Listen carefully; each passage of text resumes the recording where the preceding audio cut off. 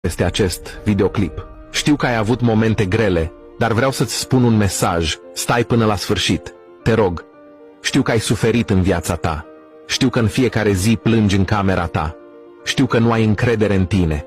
Știu că te simți singur.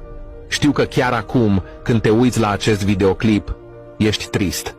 De asemenea, știu că nimeni nu crede în tine, dar nu uita, fiica mea, copilul meu, că cred în tine. Sunt cu tine, sunt prietenul tău, dacă ai nevoie de ceva, îngenunchează-te și roagă-te și îți voi da. Fiica mea, copilul meu, nu uita că te iubesc din toată inima, sunteți copiii mei. Așa că orice s-ar întâmpla, sunt cu tine, nu te voi părăsi.